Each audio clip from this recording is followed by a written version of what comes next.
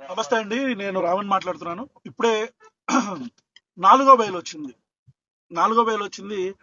ఈ 4వ బెయిల్ వచ్చిన తర్వాత మళ్ళీ 5వ అరెస్ట్ టోల్ గేట్ దగ్గర పట్టుకొని ఇప్పుడు మళ్ళీ నక్కపల్లి తీసుకెళ్తున్నారు. వేంపాడు టోల్ గేట్ దగ్గర. ఒక విషయం గుర్తుపెట్టుకోవాలని ప్రభుత్వానికి చెప్తున్నా. ఈరోజు మీరు నా గొంతు నొక్కే ప్రయత్నం చేస్తున్నారు. కానీ మీకు అర్థం కావాల్సింది ఏంటంటే, మీరు చంపితే నేను ఒక్కడనే చచ్చిపోతా. ప్రశ్నించే వాళ్ళు ఎవరో చావరు.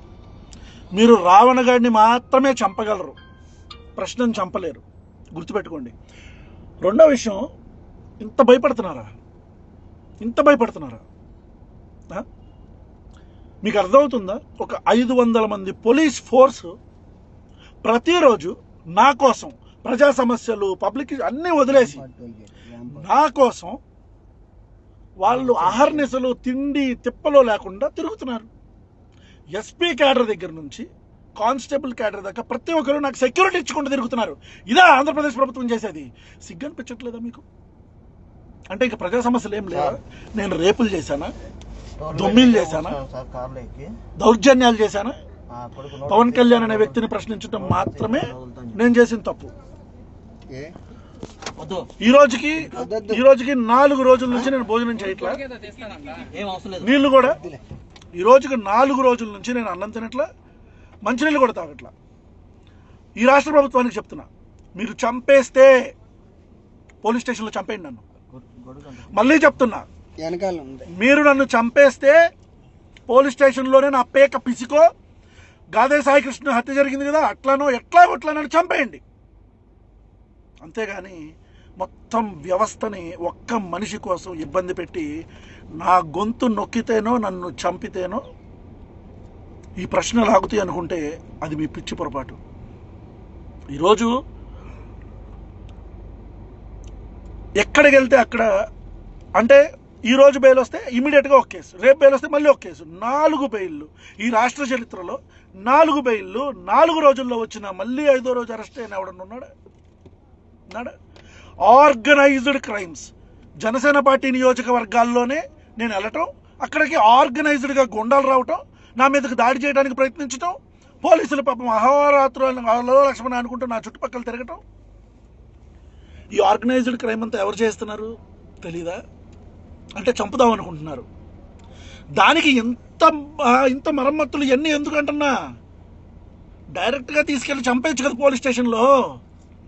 No, I'm asking you, Chandrababu Naidu garu, Nara Lokesh గారు, ఆంధ్రప్రదేశ్ ఉప ముఖ్యమంత్రి, నా అభిమాన నటుడైన శ్రీ పవన్ కళ్యాణ్ గారు, డైరెక్ట్గా పోలీస్ స్టేషన్లో చంపేయచ్చు కదా.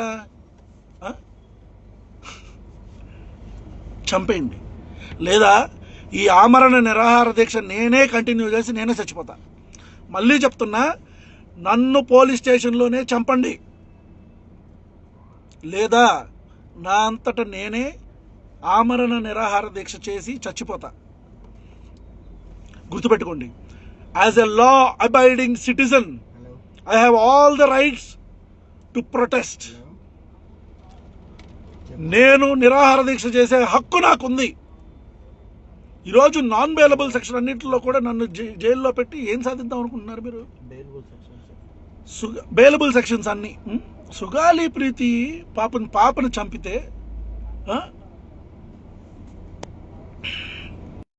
ఈ రాష్ట్రంలో, ఆంధ్రప్రదేశ్ రాష్ట్రంలో రావణ్ గని, శ్రవణ్ గని, రావణ్ గని దళిత క్రైస్తవ సమర శంకారామం అని పెట్టడం వల్ల వచ్చిన సమస్యలు ఇవన్నీ. ఆంధ్రప్రదేశ్ రాష్ట్రంలో దళిత సమస్యల మీద, ఆదివాసీ సమస్యల మీద, క్రైస్తవ మతంలో స్వీకరించినటువంటి ఎస్సీల సమస్యల మీద మేము ఫైట్ చేస్తుంటే, ఈరోజు మా కులాలకి, మా వర్గాలకి, మా బాధిత ప్రజలకు జరుగుతున్న అన్యాయాన్ని మేము ప్రతిఘటిస్తుంటే కనీసం రాజకీయ పార్టీల నుంచి కనీస స్పందన కరువైంది. కనీస స్పందన.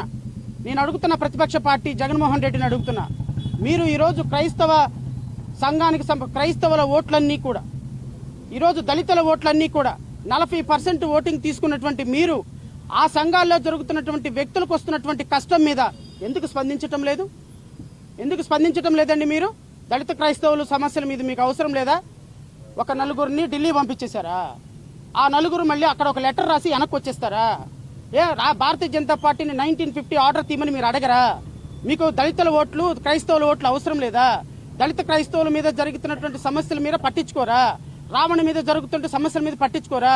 ప్రజాస్వామ్యం మీద దాడి జరుగుతుంటే పట్టించుకోరా?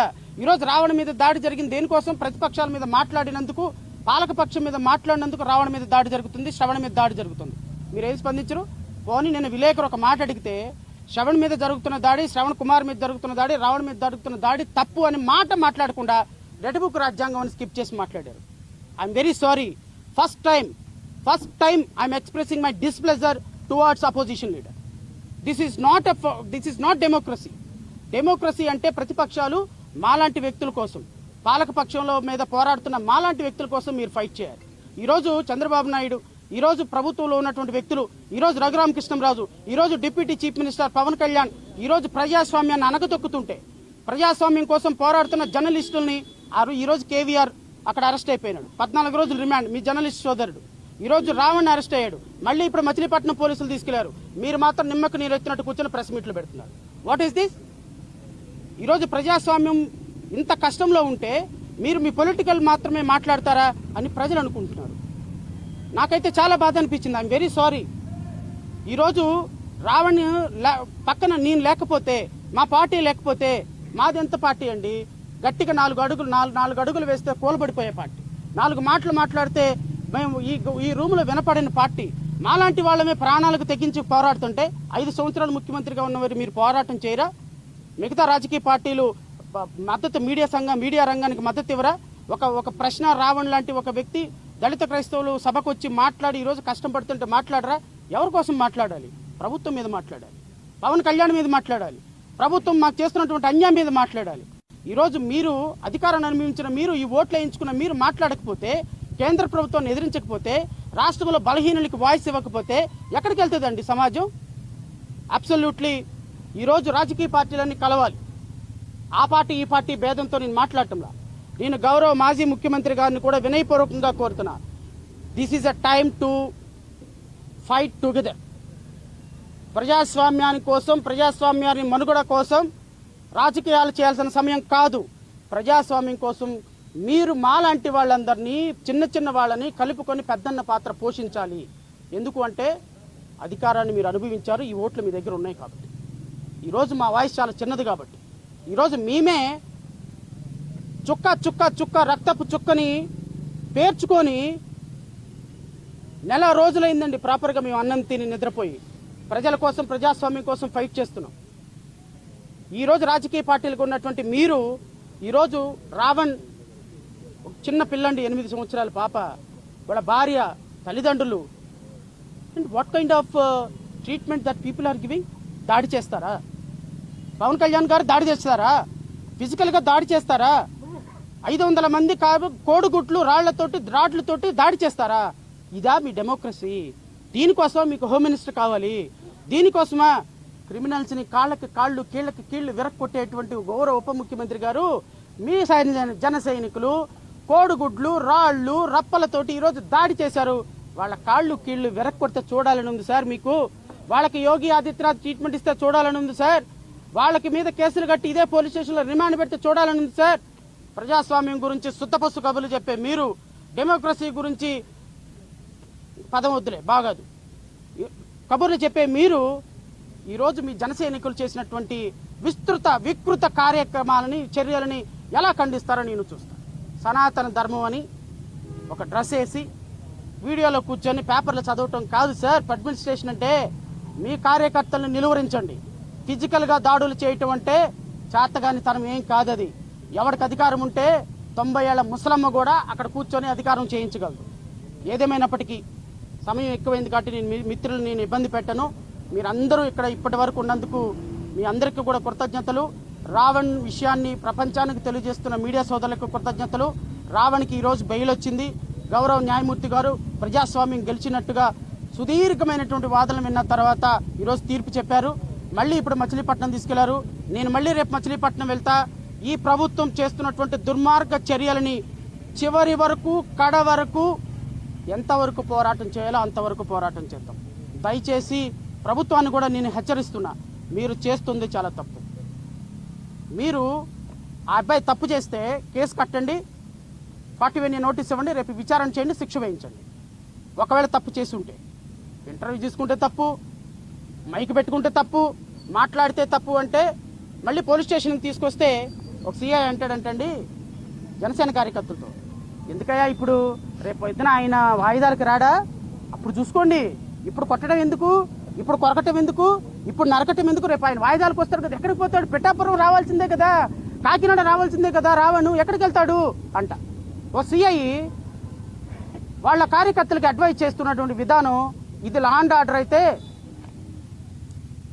మీ లా అండ్ ఆర్డర్కి శతకోటి వందనాలు, మీ రఘురామకృష్ణరాజుకి శతకోటి వందనాలు, మీ ముఖ్యమంత్రి గారికి శతకోటి వందనాలు. చివరిగా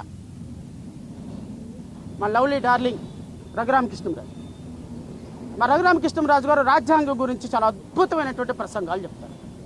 రాజ్యాంగంలో ఎక్కడైనా డిప్యూటీ స్పీకర్ ప్యాకెట్ ఆడించమని ఉందా అండి? ఎక్కడైనా రాజ్యాంగంలో డిప్యూటీ స్పీకర్ గారు క్లబ్బులు నడపమని ఉందా అండి?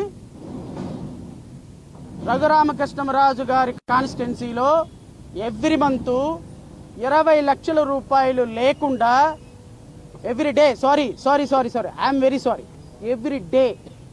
Every day he's getting 20 lakhs income. ఏది? పేకాట క్లబ్బులు నడిపి.